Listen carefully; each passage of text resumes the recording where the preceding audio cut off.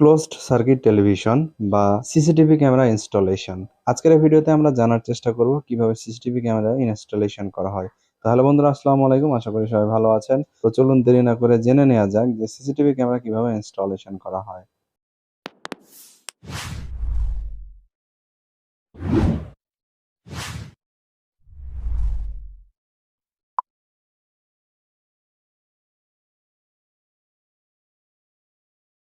CCTV camera, CCTV সিস্টেমে যে ক্যামেরাগুলো ব্যবহার করা হয় সেখানে দুইটা পোর্ট থাকে। দুইটা পোর্টের মধ্যে একটা পোর্ট হচ্ছে পাওয়ার সাপ্লাইয়ের জন্য।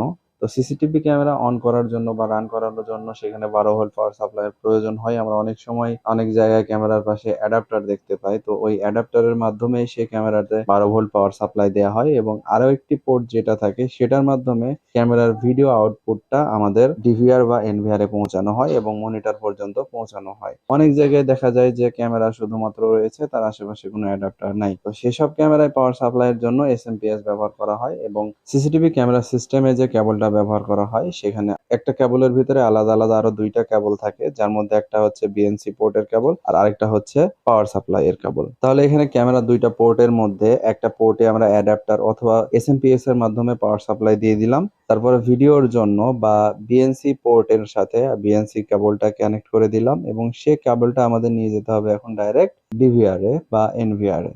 ডিভিআর বলতে বোঝানো হয় ডিজিটাল ভিডিও রেকর্ডারকে বা ডিজিটাল ভিডিও রেকর্ডার বক্স, বা পুরো সিসিটিভি ক্যামেরার সিস্টেমটা কন্ট্রোল করবে যে ইউনিটের মাধ্যমে, সেই ইউনিটটাকে বলা হয় ডিভিআর।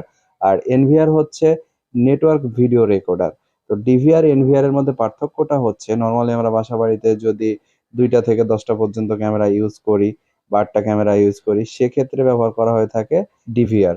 বড় নেটওয়ার্কের যদি হয়, দেখা যাচ্ছে যে পুরো মার্কেটের 100-150 ক্যামেরা একসাথে কানেক্ট করতে হবে, তাহলে সেখানে ব্যবহার করা হয় এনভিআর। তো আমি যে ডিভিআরটি ব্যবহার করেছি এটা হচ্ছে 8 চ্যানেলের, অর্থাৎ এই ডিভিআর এর মাধ্যমে 8টা ক্যামেরা কানেকশন করা যাবে। তো এই চ্যানেলগুলো 8টা 16টা বিভিন্ন ডিজাইনের হয়ে থাকে। তো যত চ্যানেলের ডিভিআর কিনবো আমরা ততটা ক্যামেরা ইউজ করতে পারবো, এই আর কি। এখন কথা হচ্ছে আমরা একটা ক্যামেরা কানেকশন করলাম, বাকি ক্যামেরার কানেকশন গুলো কি হবে? সেম টু সেম কানেকশন হবে। একটা ক্যামেরা যেভাবে কানেকশন করলাম, বাকি আরো 7টা ক্যামেরা একইভাবে কানেকশন করা হবে। সবগুলো ক্যামেরার পাওয়ার সাপ্লাই দিতে হবে অ্যাডাপ্টারের মাধ্যমে অথবা এসএমপিএস এর মাধ্যমে, এবং বিএনসি পোর্টের মাধ্যমে বা বিএনসি কেবলের মাধ্যমে ডাইরেক্ট ডিভিআর এর এই চ্যানেলগুলোতে আমাদের ক্যামেরা কানেকশনটা দিতে হবে। তো ডিভিআর এর মূল কাজ হচ্ছে ভিডিওটাকে রেকর্ড করে সেভ করে রাখা। তো ডিভিআর এর এইখানে অনেকগুলো পোর্ট রয়েছে, তার মধ্যে ক্যামেরা পোর্ট যেগুলো চ্যানেল বললাম আর কি, সেগুলো তো বুঝতেই পারছি।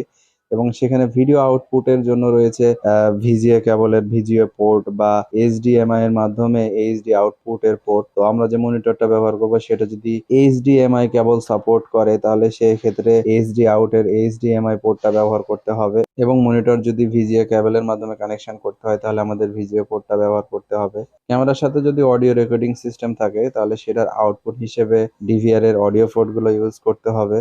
এবং আমাদের ডিভিআর এও পাওয়ার সাপ্লাইয়ের প্রয়োজন হয়। ডিভিআর এ নরমালি 12 ভোল্ট পাওয়ার সাপ্লাইয়ের প্রয়োজন হয়, সেটার জন্য আলাদা অ্যাডাপ্টার ব্যবহার করা হয়ে থাকে। আবার এবং কিছু কিছু ডিভিআর এ ডাইরেক্ট 220 ভোল্টের সাপ্লাই দেওয়া যায়, কারণ তার ভিতরে অ্যাডাপ্টার থাকে, সেখানে 12 ভোল্টে কনভার্ট করে নেয়। আবার কিছু কিছু ডিভিআর এ আবার 12 ভোল্ট অ্যাডাপ্টারের মাধ্যমে সাপ্লাই দিতে হয়। তো এখন যদি আমাদের ভিডিওটা আমরা অনলাইন দেখতে চাই তাহলে সেক্ষেত্রে কি করতে হবে? তো সেক্ষেত্রে আমাদের ডিভিআর এর ল্যান্ড পোর্ট রয়েছে এবং আমাদের রাউটারেও ল্যান্ড পোর্ট রয়েছে। Router to DVR cable connection করে দিলেই আমরা ডিভিআর থেকে ভিডিওটা অনলাইন করতে পারবো এবং সেটা খুব সহজে আমরা অনলাইনে দেখতে পারবো। তো সিসিটিভি ক্যামেরা ইনস্টলেশন খুব একটা কঠিন কাজ না। আশা করি নিজের বাসায় যদি এখন নিজে সিসিটিভি ইনস্টলেশন করতে চান তাহলে অবশ্যই আপনিও পারবেন।